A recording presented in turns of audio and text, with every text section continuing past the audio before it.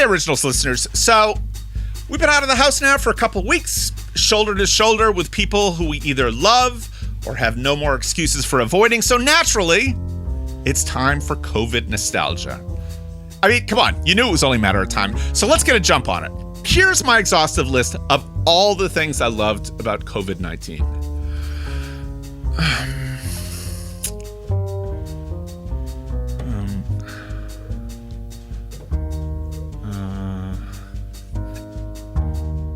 All joking aside, I actually do have one.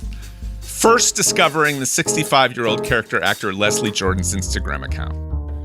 He spent much of COVID in quarantine in his hometown of Chattanooga, Tennessee, holed up near his elderly mother and twin sisters, who were always just off camera, like those characters in sitcoms you hear about but never see.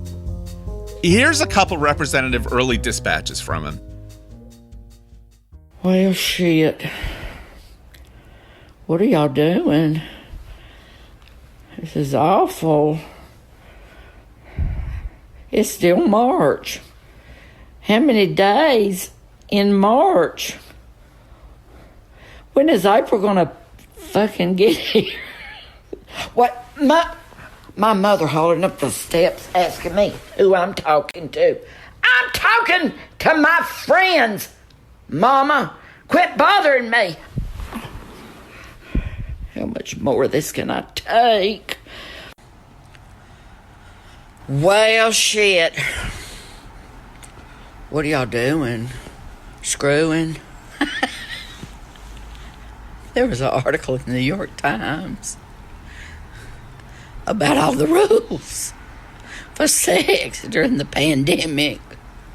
Said the best is masturbation.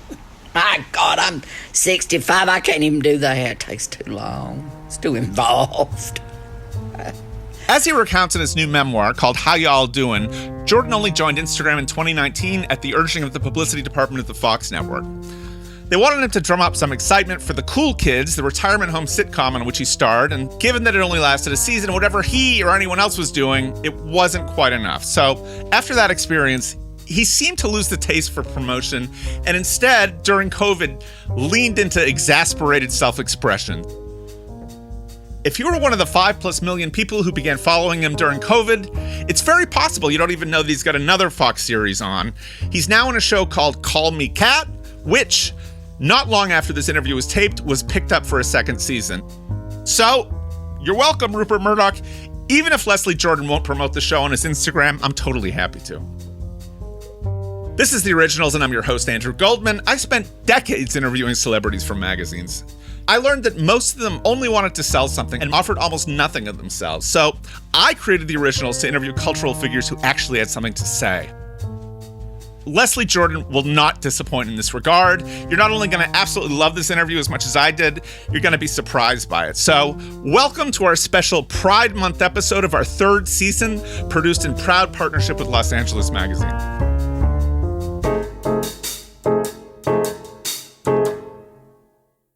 Leslie Jordan, welcome to The Originals. Thank you so much for having me. Congratulations on the new book. I'm going to mangle it, but it's How Y'all Doing. So in the book, you recount how you went from being, this kind of middle-aged, somewhat anonymous working actor to this huge Instagram celebrity during COVID. Do you now feel like you've kind of arrived? I've been around, my goodness gracious. I got off a bus in 1982. I had a degree from the University of Tennessee at Chattanooga that I couldn't even pronounce. They kept saying, Mr. Jordan, it's theater. I was saying theater. They said, please pronounce it correctly. I said, I am. I had $1,200 that I had saved waiting tables, and my mother had pinned it into my underpants.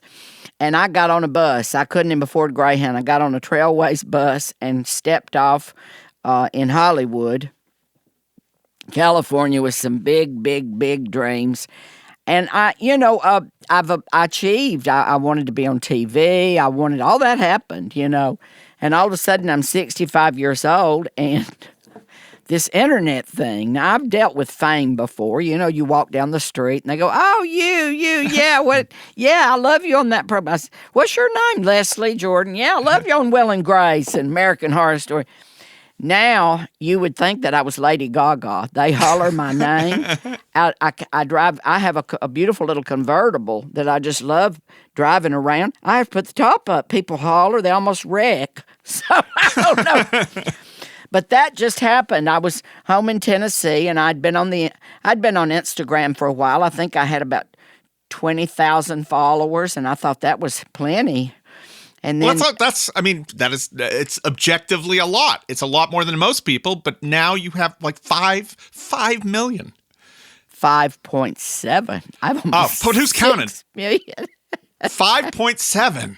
And they don't, I've learned so much about Instagram. They don't bump you up once you reach that many until every 100,000. In other words, it'll say 5 million for a really long time, and then all of a sudden, boom, boom, boom, it'll start jumping. But I don't know how to explain it. All my friends go, help me out here, because I'm telling you, why Instagram is important.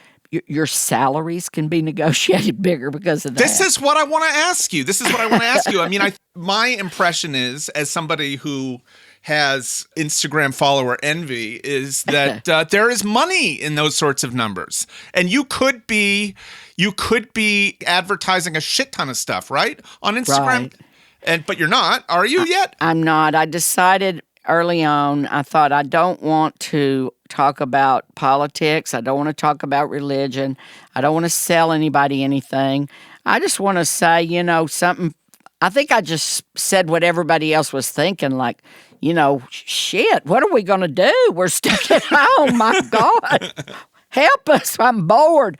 And I just talked to people would tune in. And so now it's at a point where, I have been approached by people that, to tell you the truth, I don't really need the money. And until something comes along that I think I want to sell, or, I'll get behind charities and this and that. Yeah.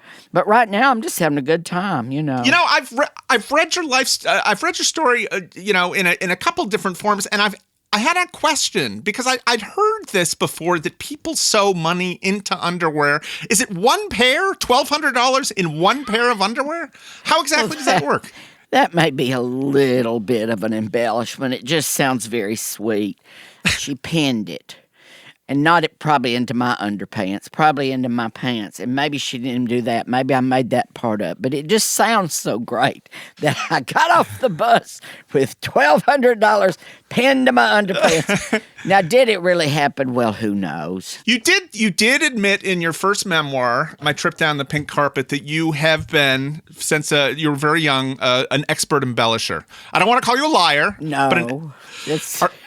But you have embellished.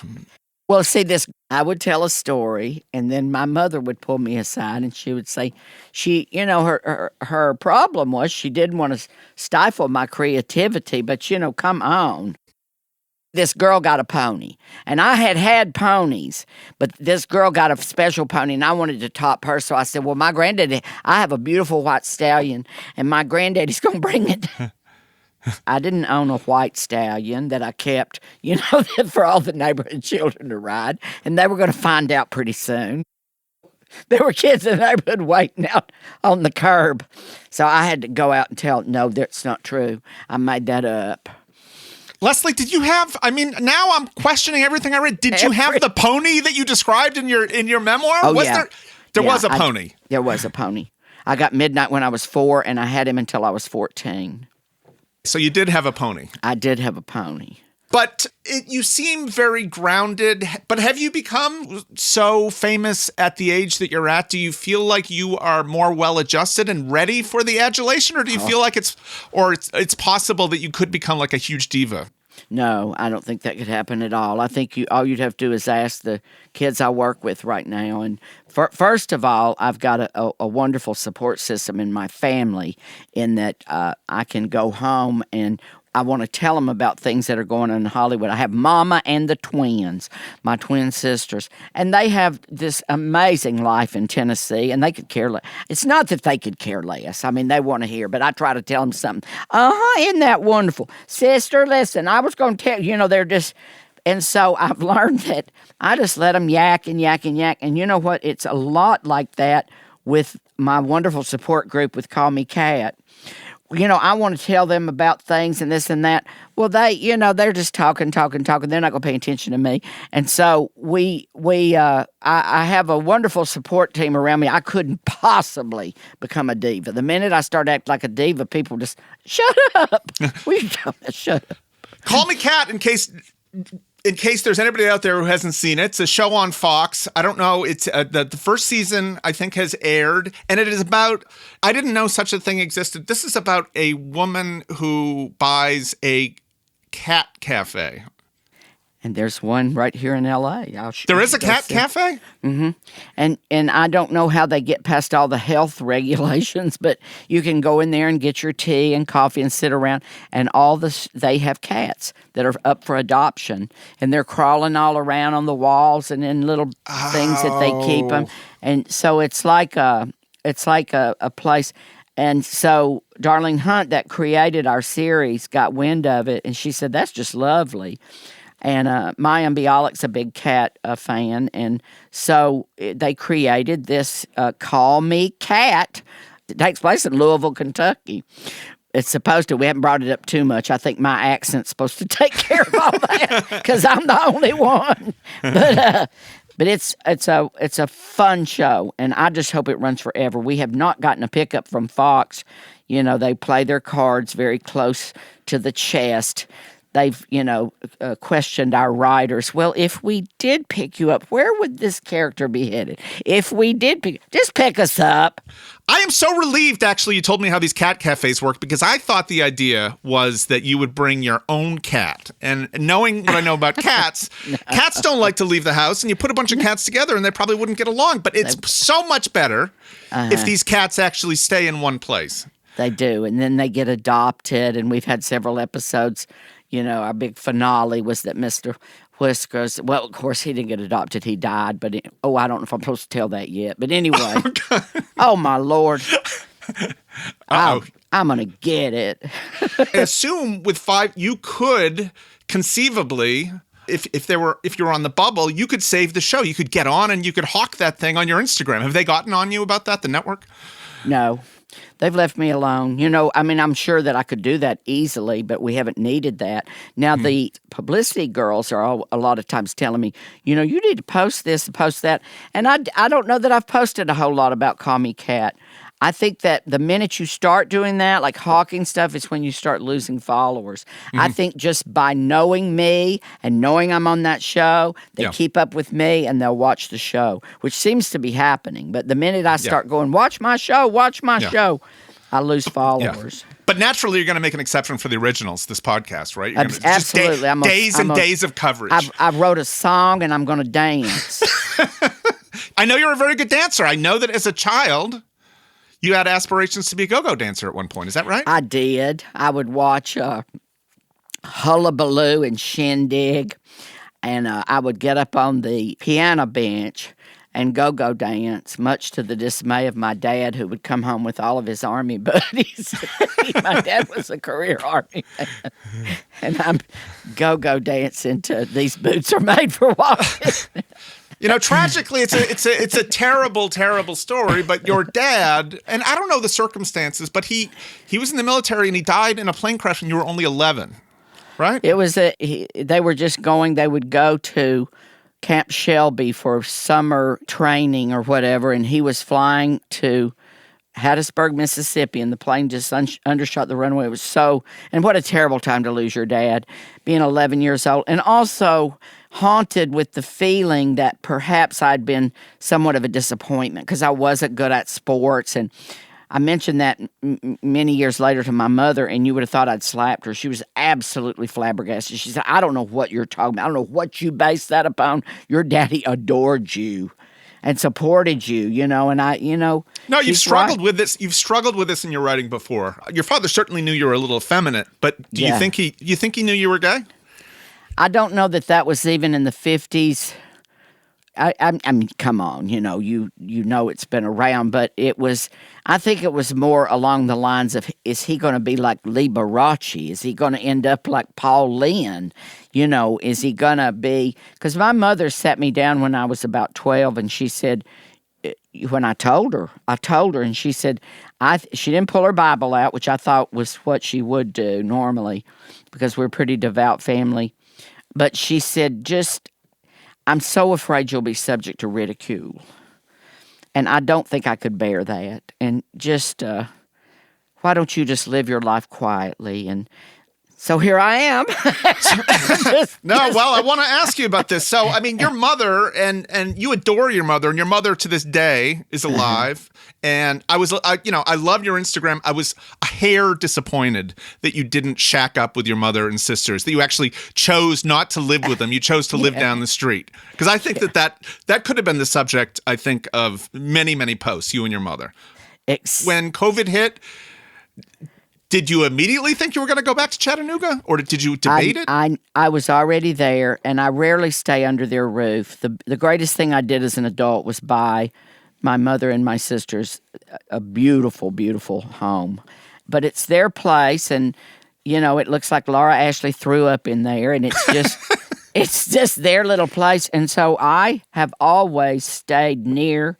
But I have a hotel that I stay at, and it just makes it so much easier with family because then you kind of control the time spent. And I go over there every day about 1 o'clock and stay. We have an early what we call supper, about 5 or 6, and then I'm gone. And it's just better that way. So I've always, I've never stayed under their roof. Oh Lord, no. So you have twin sisters. They live there too. Did either one of them marry ever? No. They were both engaged at one point. I've never met two human beings who are so close. They never fight. And yet they're the happiest human beings I know. They wake up in the morning just like, good morning. How are you? And I'm like, shut the up. I hate to pry, but I mean, look, we do talk about there's a genetic disposition. Is it possible that they're lesbians? No. I've asked them. Yeah. I've asked them both. It's not. They're just, they were kind of shocked that I asked that. But no, that's just a Southern thing. They are just who they are, Yeah. They both dated a lot in school, and then as they got older. I think here's the deal with twins. When you have somebody that you've always been able to, you're not as available and looking. Does that make sense? Even though this person may not be your sexual partner or your whatever, you're just not, and they just always had each other.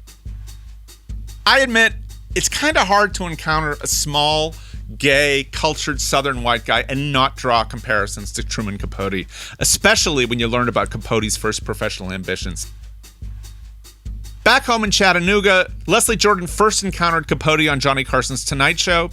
Here's a characteristic 1972 appearance where Capote discusses fellow guest, boxer Joe Frazier.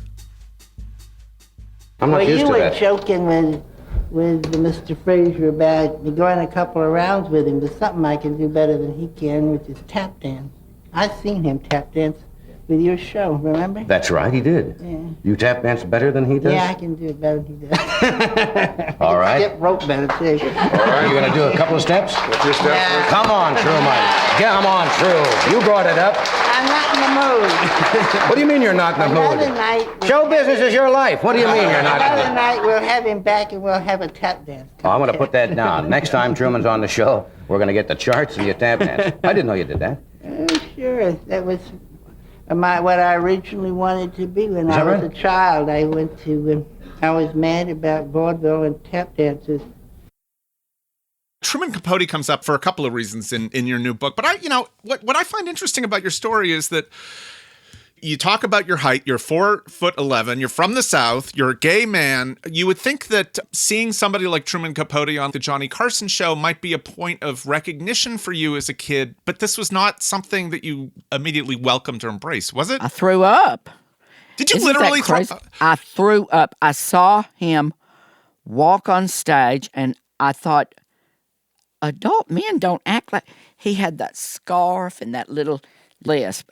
I thought there was something shameful about it with the way I was raised. I'd never seen anybody act like that. And so, but I was just fascinated. And then it just was like a wave, and I threw up. I went in the bathroom, threw up. But the next day, I went to the Chattanooga Public Library, and I checked out everything I could check out. Other voices, other rooms, everything Truman had ever written, The Grass Harp. And I started reading, and he was a master back then at the veiled inferences. Yeah. You knew, and Tennessee Williams too, who Truman led me to Tennessee Williams. You knew what Skipper and Brick were up to. I did. I knew exactly what was going on here. And it gave me kind of a sense of belonging somehow, even though I was so isolated, in Tennessee and I read everything there were to read. And it's so weird over the years, the way in which he's figured in my life, different ways. And I don't particularly like him. I don't think he was a nice man. Oh, no. He was horrid. No, he was a very peculiar man. But I horrid just wondered, when you saw it, did you recognize anything? When you saw like a Paul Lynde on TV or a Wally Cox, did you recognize something that you didn't see? Oh, absolutely. You see, but you don't know what that is. What is an effeminate man? Why is he? What is that about? What does that entail? Is that what I'm to become? And I was just fascinated and repulsed by it. It's so hard to explain. And what it is, it's just internal homophobia. It's what every gay man on the planet has dealt with. And that is, this internal thing that we were raised with. As a kid, the worst thing you could call anybody was queer or sissy or, he's a pussy or he's this or he's that. And so all of a sudden you start dealing with that. And, it took me getting sober, which I did 22 years ago, for me to have someone look at me, and this is a terrible way to put it, but having heard my story, you get these sort of spiritual advisors within your recovery program. He said, you're a fag-hating fag. I thought, that's a horrible thing to say. I'm a fag-hating fag. I've encountered this. I know a lot of men who are, I would say, kind of butch, who, a lot of gay men who do not, there's something about the effeminate man that really, really turns them off in a way. And I think it could be like a self-loathing kind of thing. And there were even, I can remember when I first got to L.A. in 82, you could go to speech centers to rid yourself of that accent. I have a Southern accent, absolutely, but I've also got that gay accent. I open my mouth and 50 yards of purple chiffon come flying out. And if there was any doubt, and I don't know what that is even. Well, you identified, I'd never heard this. I don't know what a sibilant S is. What does that sound like? Sibilant S. See, listen to Sally sells seashells. Do you hear the little hiss with me? Yeah, I see it. Okay, yeah. Sally, you would probably say, Sally. I came home from school with a little wooden box, and you would open it up, and you had to look at your mouth and work on it. This is when you were a kid? Yeah. And it wasn't equated back then, of course, to being gay or whatever, but as I got older, I started, well, we just hiss. What is it? Sally sells seashells. Their mother seashells. But your mother, did this coincide? There was a point where your mother, and you let her off the hook because she adores you to this day, but she did send you to some sort of Christian, I guess, reparative gay. What was it exactly? No, I may have made that up. Okay, yeah. I may have made that up. I know many people that have. People that have. I think maybe because of his impeccable manners, his accent, his small stature, you might assume that Leslie Jordan is this kind of saintly gay sprite. But you're going to be instantly disabused of this notion if you watch his autobiographical film, Lost in the Pershing Point Hotel, which came out in the year 2000. Now, the movie chronicles his year after he moved to Atlanta. He came out of the closet, and then he engaged in this life of pill popping, meth, mayhem, and petty crime, all while in love with an abusive ex-con. Leslie Jordan's mother may have wanted him to live a quiet life, but he's lived it loudly. He wrote a previous memoir, My Trip Down the Pink Carpet, and a series of one-man shows about his many travails on the way to semi-stardom, which included a stint in the 90s sharing a cell with Robert Downey Jr. during a 120-day jail sentence for what he calls several indiscretions. I watched a really interesting, really funny, very difficult film, Lost in the Pershing Point Hotel, which you made in 2000. And, you know, this shows what your life was like when you first came out in Atlanta. And this is, you know, I think if people sort of only watched your Instagram thing, I mean, they would get like maybe a PG-13 sense of your life. You were really, I mean, a lot of drugs, a lot of, I think, petty crime. You say, I think, that you were legendary in Atlanta. What were you legendary for, if I'd known you back then?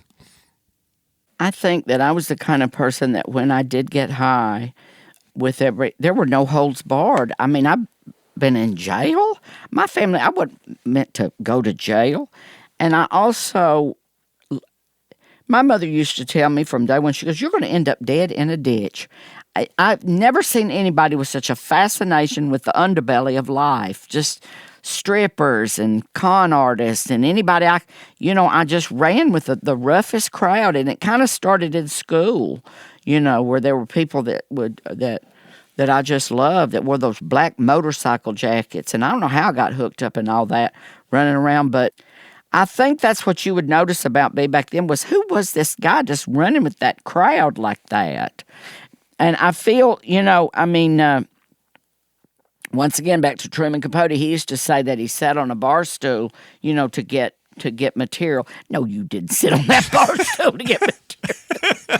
You sat on that bar stool to get drunk. And I ran with those people to get the drugs. Yeah. And I don't remember, back then it was a weird thing. It was Quaaludes, which we would go to the doctor and get prescriptions for, and then you would take that with these biphetamine 220s, which was these diet pills that the truckers took. We'd mix it all together. It's just a wonder I'm alive. Sober. Well, I'm glad you are alive. I mean, you know, one thing that I found, and maybe you'll tell me this was embellishment, but I don't know if I've ever known anybody that has dated a guy. I've never known a man who's dated a guy with a teardrop tattoo, but you dated a guy who not only had a teardrop tattoo, but a swastika tattoo. Is that right? Yes. And I loved him. He was so misguided, bless his heart. And I just loved him. And I put a Band-Aid here. We'd go to Hollywood parties, and he had a swastika. I mean, I guess that, you know, was he a white supremacist? He was only 20-something years old. I think just whatever he did. And that teardrop tattoo that's a murderer. He didn't Did even he tell know that. you? I said, you don't get the teardrop means you murdered somebody. When you go into the tattoo parlor, don't you have to prove that you've murdered a man before they'll give you the teardrop tattoo? And he got it without knowing that? I don't know, but I even took him home to meet Mother. I took him home, and they were just appalled. Just appalled. I mean, I knew his family. He had a rough go. And that's, I think, the problem is I was always bringing strays home. Yeah. Stray dogs, stray cats, stray boys, anybody going to fix them. And Now, was he at all like the character that portrayed in the film? Was he somebody who was going off and screwing women when you weren't around? Oh, absolutely. That must have been difficult, no? Well, it just was what it was. And people say, well, how can he be straight if honey, listen, I quit questioning that a long time ago. I have a real strong theory that we're just born, with that, and I'm flatlined this way. And then there's people that are flatlined this way, straight. And then there's people that just, who knows? Yeah. Who knows where he fit in. And I've read about all of your various obsessions, and many of them have been straight men. I mean, you talk about how much you love Mark Harmon, and you talk about, like, you are the founder of an honorary club for, is it Dylan McDermott? I did that episode. I did 2 or 3 episodes of American Horror Story, and I just thought he was the most handsome man, just straight as a board. And Leslie Grossman is pretty blonde. She'd sit there and talk to him and giggle and carry on. And I'd get over there trying to get my 2 cents in, and he wouldn't pay attention to.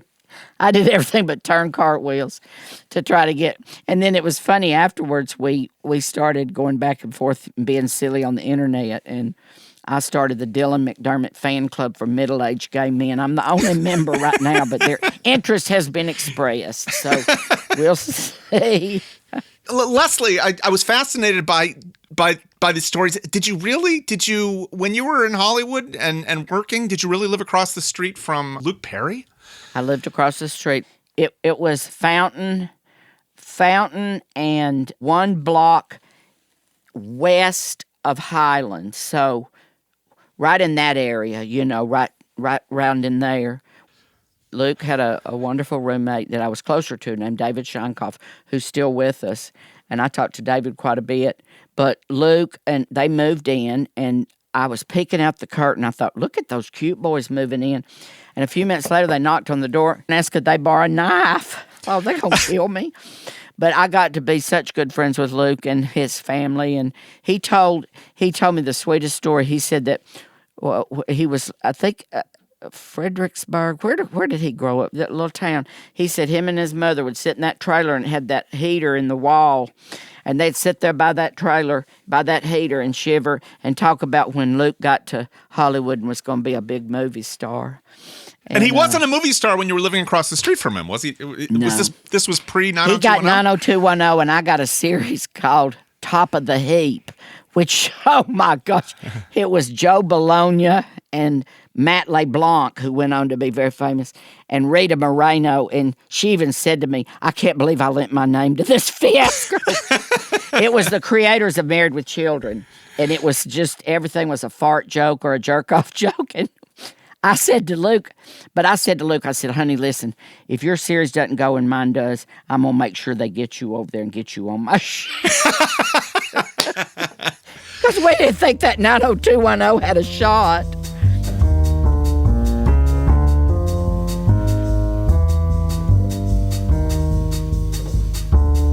You had a show many years ago, and I don't know if this is the show that you still do, but it's called Hysterical Blindness and Other Southern Tragedies That Have Plagued My Life Thus Far. And this is autobiographical, and there are 2 things about both your movie and this. First of all, what did your mother think about seeing these things? Because they seem like they're very, very candid and confessional. What do you tell your mother?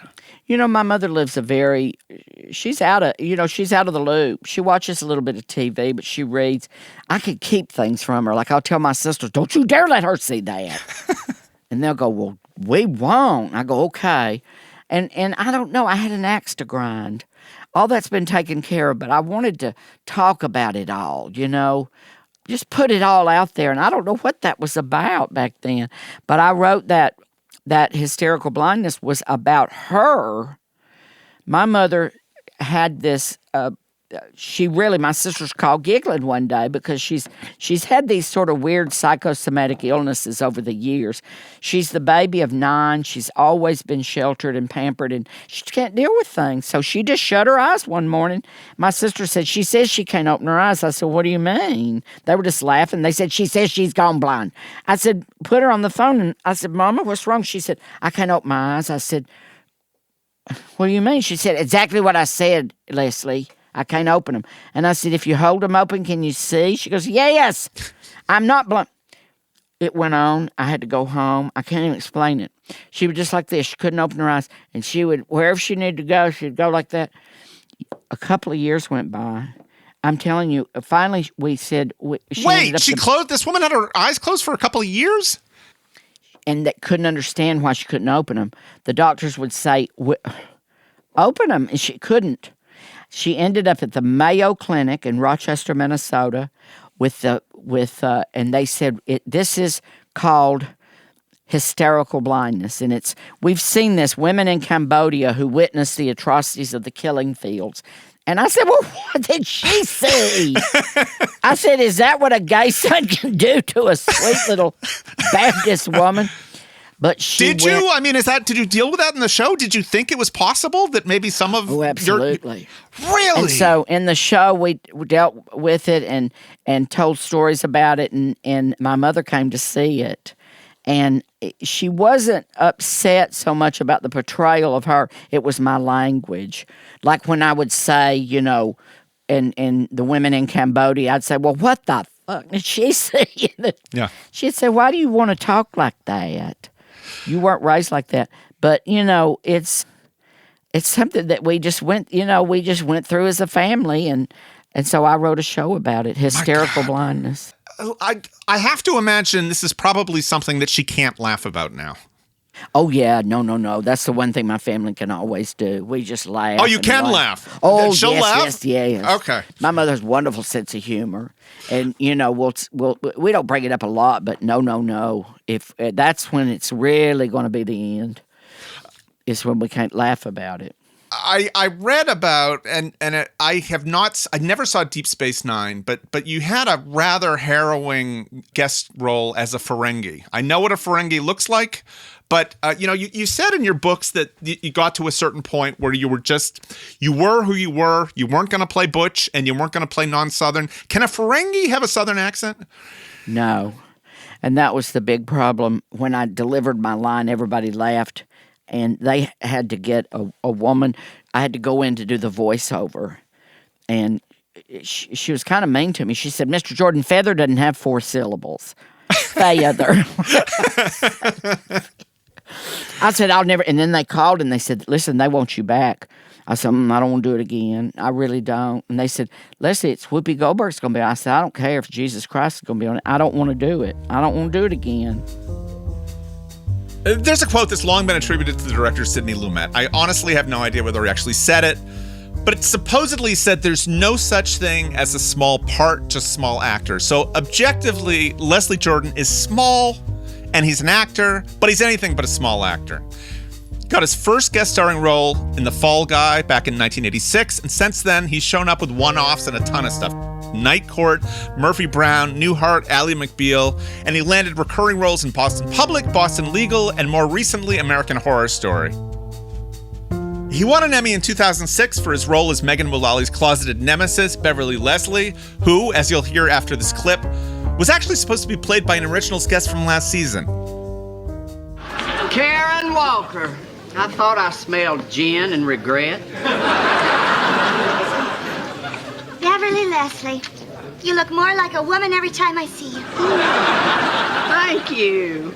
I had to speak up for you just now. The ladies were saying how sad and pathetic you are being all alone here without Stanley. But I defended you. I said she's a hophead, too. Ah, Beverly, you're almost as sweet as a regular-sized person. I must confess, we're gonna miss you and that husband and a half, closing out the weekend doing the traditional spotlight dance. Can't very well do that by yourself. But Oh, how the mighty have fallen. Karen Walker, sad and alone. If I weren't so compassionate, I'd be laughing like this. no, cut it out, you teacup poodle. You won in 2006 an Emmy for playing Beverly Leslie on Will and Grace, which I think everybody remembers this. Is it true that you were not actually the first choice for that role? Joan Collins. They wrote it for Joan Collins. Well, I don't even. You're I see. Explain that. I don't even understand. Well, I got in trouble for explaining it so much. I put it in my show. And her husband, Percy, wrote me a letter and said, this is diminishing Joan's chances for employment. Why? And I said, she's 87. But anyway, no, they wrote a character and she was going to steal Rosario the maid away from Karen Walker. And they wanted a dynasty cat fight. Yes. They wanted the two of them to wrestle around and pull each other's wigs off. And apparently Miss Collins just said, no, I'm not going to have my wig pulled off, you will. And they said, well, that's the joke. And they rewrote it. And so I became the one that fought with her, and I stole Rosario the maid, and that's how it started. And I just did one. I did one episode, and they called and they said, they want you back. And I said, oh my gosh. And so they just, started writing for me. That's what's happened to me so many times in my career where, I've just shown up and taken a character and they've decided, well, we got to bring this character back. It's so interesting, Leslie. I mean, does this happen often? I mean, where you feel like, because I don't know what your agent sends you in for, but I mean, how do they go in that direction from Joan? Are they like, okay, we're not going to get Joan Collins. Let's get Leslie Jordan in here. Well, they didn't want Leslie Jordan. They didn't know me, apparently, because I went in to audition. And it's a crazy story. My mother had called, and this woman in my church had a baby out of wedlock, and it looked like a pig, and Mother was telling me this funny story. And I walked in the door of this audition, and I was just telling them, listen, I'm so sorry I'm late, but this woman in my church had a baby, and it looked like a pig. My mama was, and I was just talking, and they were just like this. The mouths agape. And one of them said, "You're it." I think. Is there a punchline to that? Is that a joke, or was there actually a pig? Is there actually this person who looked like a pig? I don't want to go into it because I'm afraid I've hurt that woman's feelings. So there's an actual pig-looking person out there. Mm-hmm. And I used to say her name. I used to say the name of the woman. In the show? And, yes. Oh, no way. Because it was funny. Because the name was funny? Well, her last name was Slain. And she shot this. Tell me, Leslie, tell me. You got to tell me. No. Unless you promote it, nobody's going to hear it. So Wanda Slain has been shot, is the way I was told. And I said, "What are you talking about? I've got an audition. Mom, I got to run." Wanda Slain has been shot. Wanda Slain has been shot. Has been shot. Said, "You know who she is," and she had a bunch of. She had that little tiny baby out of wedlock, and it looked like a pig, and she'd hold it out for everybody to look at, and we didn't know what to say. And I said, "Well, who shot her?" She said, "Well, there was a bunch of boys. We've had tire slashings at the church, and there was a bunch of boys out there slashing tires, and Wanda stepped up to the plate, and she hollered, 'Are you the boys that slashed all the good Christian people's tires?' And they pulled out a gun and shot her." I said, "Well, Mama, that's not funny." She said, "Just winged her, just barely winged her." So, when she got shot, did she get shot because you were also probably the only person I've ever interviewed who's been shot with a crossbow in a lover's quarrel? That same boy with the teardrop tattoo. He's the one that shot me. Mm-hmm. I bought it for him. We're up in Big Bear Lake, and he said, "Can I get a gun?" I said, "No, you can't get a gun. We'll get in a fight." We were big drinkers and everything back then. I said, "You'll shoot me." And he said, "Well, can I get a crossbow?" I said, "I don't know what that is." And he showed it to me, and I said, "Oh, my God, that's lethal looking." He said, "I'm just going to shoot at cans and things." And I bought it for him. And then we got in a fight, and I looked around and staring down the bow, I guess you call it, of a crossbow. Oh, you're just bringing up too much. Where did he get you? Where did he get you? I hope in the fleshy part of the arm, at least. It just winged me right there. Did it stick in there? No. Oh, it didn't? No. Oh, thank God. Because I've often thought about that. If I ever got shot with an arrow, I don't think I would have the balls to actually pull it out. Oh. Yeah. No. I want to ask you something about Will and Grace. It is screamingly funny, although I was going back and I was looking at it and I was thinking, in this day and age, I feel like there are so many things we can't joke about. All the jokes are about your height. And I'm wondering, is that okay? Is that the one thing that's still okay? Or do you think those would be off limits? They call you, let's see, what the things that Karen Walker, played by Megan Mullally, she calls you Tattoo, like Tattoo from Fantasy Island. She calls you Seed of Chucky. She says she's going to stuff you in the overhead compartment. And she said, somebody like you scares children unless you're covered with Muppet fur. And I was watching that and I was like, you know what? If that show were made today, is that still okay? Or is this one of the last kind of places where we can joke about things without getting in trouble? Each show has a division that deals with that. Can we or can we not? Standards and practices. And every time we'd come up with something, they'd go, run that up there by them. And the only time they said no, we had this. I knew they were going to say no to this. I go storming out the door, and I bump into Eric's character. Well, Eric he comes McCormick. in, and he's in his shorts. It was a party, and he had ripped his pants, and he's in his undershorts. Well, he comes in and says, in case anybody is wondering, Beverly Leslie comes to my waist or something, which was funny. And then Deborah's line was, "Oh, so you just teabagged a dwarf?" And I said, "Oh, that'll never get past anybody. It's wrong on so many levels." And I mean, immediately Standard of Practice came down and said, no. Teabag, first of all, is a noun.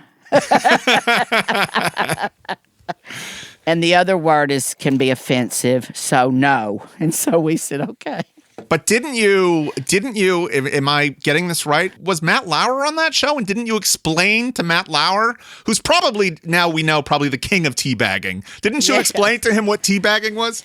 Yes, Matt Lauer was on the show, and he wanted to know, because they were going, right after that happened, Standard of Practices, everybody was going round and around, and he said to me, he thought nobody in America would get that. So he said to me, is teabagging, is that a very popular term? And I said, well, it's where you take your balls and you do. He goes, no, I know what it is. I know what it is. I'm simply asking. Well, you've said wonderful things about so many people that you've appeared with, and I just wonder whether that's your Southern gentility. You've said wonderful things about Beverly D'Angelo. You said wonderful things about Billy Bob Thornton. You loved working with him. You met Dolly Parton, loved her, Mark Harmon, all these people. I mean, you've worked so much. Has there been anyone where you've just been like... There was only one, and she's no longer with us. Great, let's talk about her. Let's talk about her. I was on a show... The Bob Newhart, not the one with Suzanne Plachette, the next Bob Newhart. And he had a wife. The one in the Vermont Inn one? Yes, and his wife was played by an actress named Mary Fran. Yes! Miss Mary Fran. Now, I was not privy to anything, but I was warned. And the set was so loose and relaxed, and we were having such a good time, and that door opened, and everybody's went, And so I went that afternoon to my agency. I used to be handled, I still may be, by Cunningham, Escott, and DePini for commercials. I don't do a lot of commercials anymore. And Mr. Escott, T.J. Escott, unbeknownst to me, had been married to Mary Fran. And I didn't know that. And I walked in there and I said, I've been working, what a bitch. And they were all going... And then from the office, he said, I agree with everything he's saying. But she died. But that was the only time I really just And you witnessed. you were on Boston Legal for a long time, so did you work a lot with Shatner? Also somebody who has, a certain reputation. I love Mr. Shatner. We both share a love of saddle-bred horses. There's a certain kind of horse that I'm sure he's still involved in that world. He has a farm in Kentucky, breeds them. They're the high-stepping show horses. And Mr. Shatner and I would talk about that a lot. And I adored him. Really? Because he would say funny things to me, like James Spader we adored, but James likes to work. Yeah. James wants to do the work. James wants to... And Mr. Shatner said to me, he said he's always he's always going for the envelope. I'd rather go for the parking lot. Yeah, James Spader's a very serious, interesting person. I think I did a story with him. And then he copped at a certain point in it to being obsessive compulsive. He's got, did any of that come out on the set? Oh, yeah. With him wanting to do one more, like we'd do 14 takes and he would say, I just feel like I have one more, and I'm an easy one. Who else was on that show? Candace Bergen. Yeah. How was she? She would say to somebody, "Can anybody get me a bowl of soup? I just need."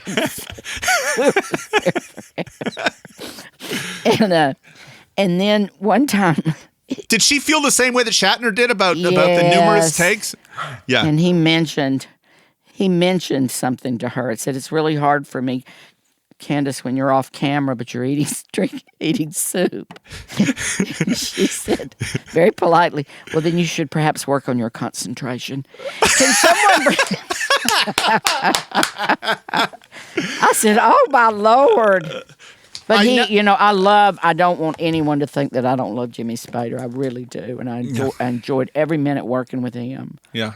I don't know what the hell Lady Gaga did to you on American Horror Story, but it looked like she was sort of riding you. And I mean, from your book, I get the sense that you might have gotten an over the pants kind of hand job from Lady Gaga in that scene. Would that describe it? That pretty much describes it. We had worked all day.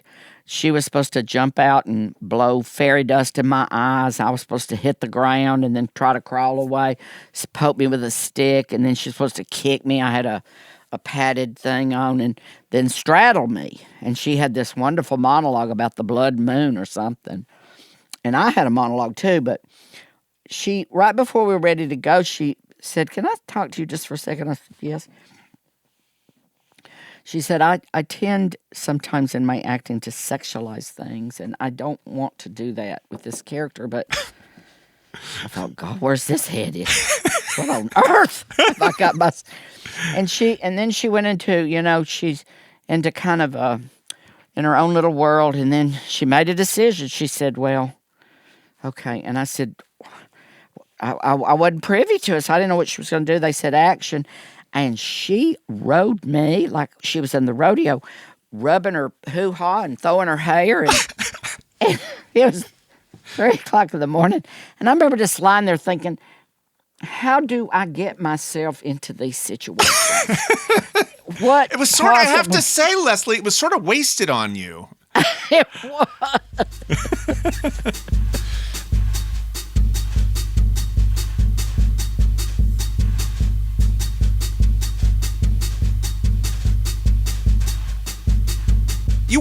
You arrived in LA in 1982. AIDS was officially an epidemic in 1981.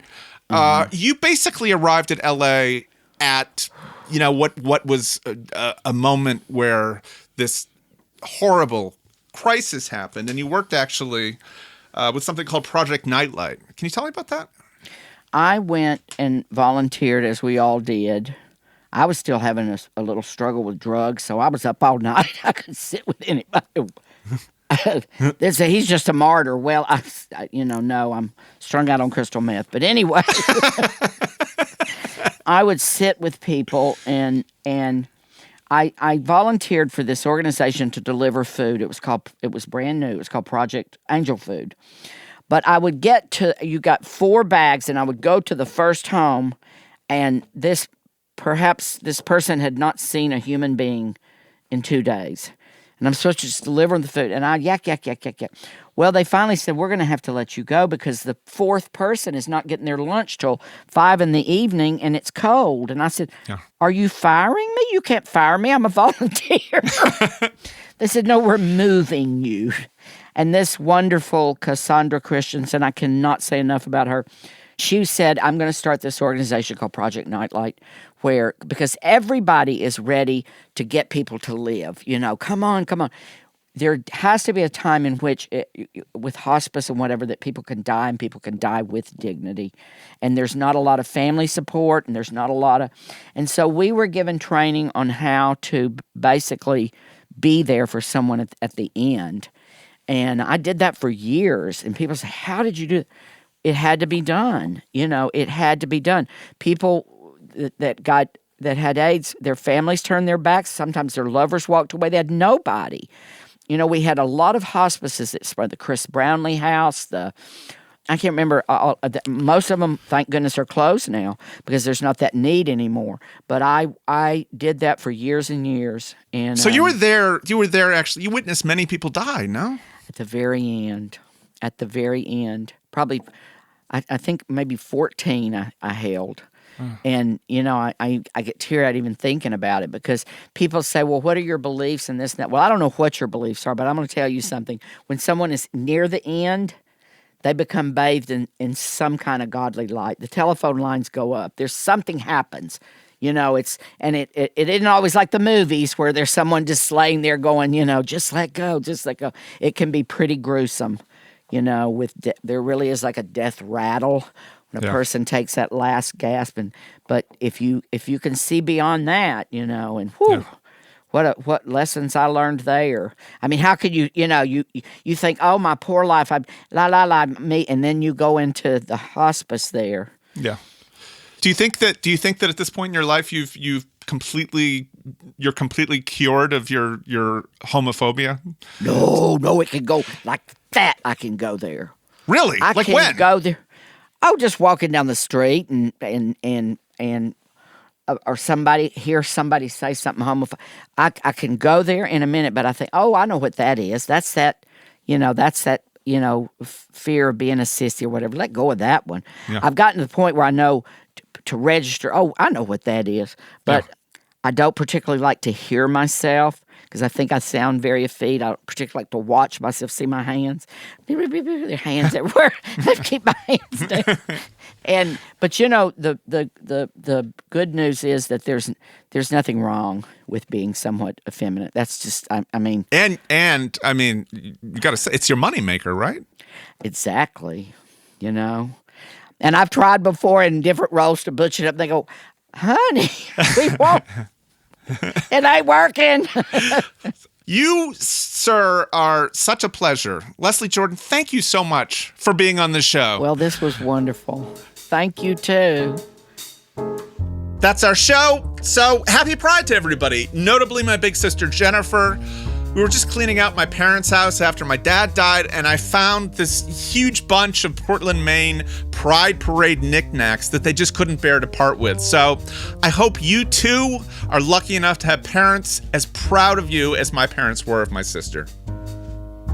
Please subscribe, rate, review, and tell, 20,000 of your friends how much you love the originals. This episode was produced by me, Andrew Goldman, and a guy who, COVID or no COVID, is still not ready to put on pants, Rob Heath. Thanks to Allison Coolidge at William Morrow Books and all the folks at Los Angeles Magazine, notably Silver Fox editor Mayor Rashawn.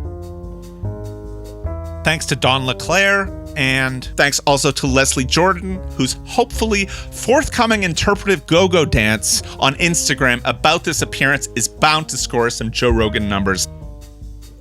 The Originals is, as always, a highly replaceable production.